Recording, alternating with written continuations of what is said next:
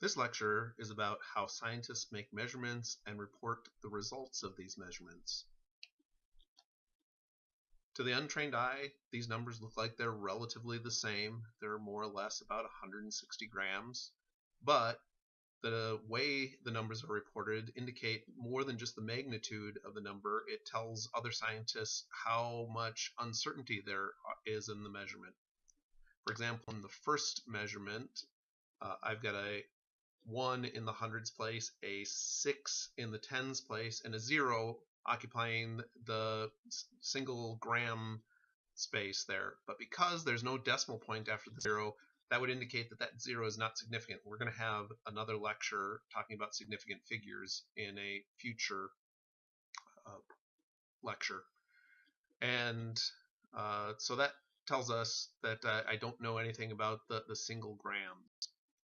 The next 160 here has a decimal point after the 0, which would indicate that this scientist could measure down to the single gram, but it just so happened that 0 was the digit in the single grams. And likewise here, there's no decimal point, but there's a non-zero digit, so that would mean that we can, again, measure down to single grams. And then each of these with decimal points indicate that we can go to the tenth and hundredths of a gram. So when scientists report numbers in a scientific communication, even if that's just a lab report, what we're communicating is both the magnitude of our measurement as well as how precisely we can make that measurement, or the limits of our measuring device. A student a couple of years ago gave me an analogy. I was lamenting that there's no actual emotional context when you're doing text messaging, but she corrected me and said that, as an example, when someone texted her and she was generally agreeable and in a good mood, she would text back K. If whatever had been what she was responding to was making her slightly irritated, then she would text back OK.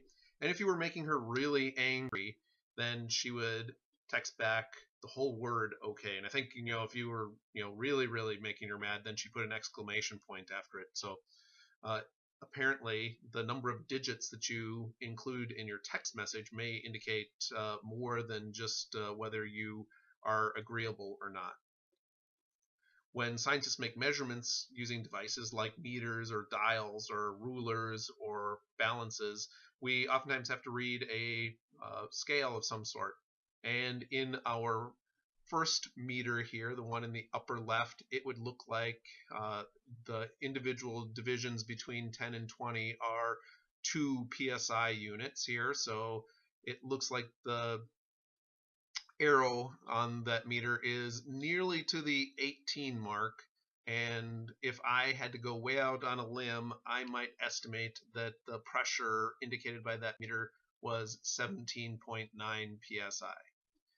The next meter here, I have no idea what units this is measuring, but it looks like the individual measurements between 120 and 140 go by 5 units, and that arrow is a little bit past the 125 mark, and I might go way out on a limb and guess that that is 126 units.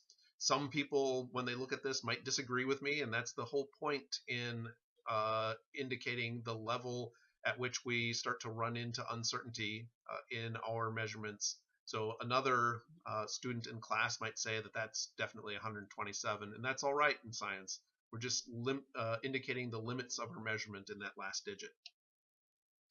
The next meter here is an ammeter, and it's measuring current, and that arrow looks like it's somewhere between the 2 amp and 3 amp mark. It looks like it's a little bit past the halfway point, so I'm going to guess that that's 2.7 amps.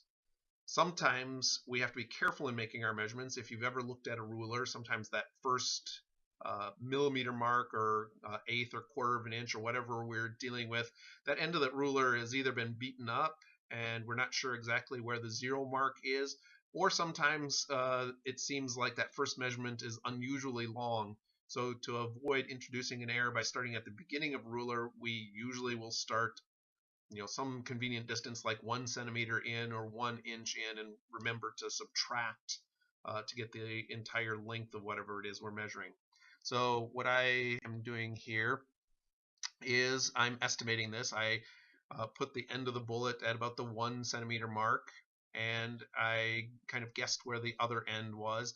And it looked like the distance, the final distance was 5.42 centimeters, and my initial distance at the leading end of the bullet was 1 centimeter. So the entire length of this bullet was 4.42 centimeters, indicating that I am certain of the single centimeter, pretty darn certain of the tenth of a centimeter, and there is some uncertainty in that last hundredth of a centimeter mark. So I'm indicating to my fellow scientists how finely I can make my measurement. So I'm pretty certain of the single grams, darn certain of the tenths of a gram, but I have some uncertainty in that hundredth of a gram mark.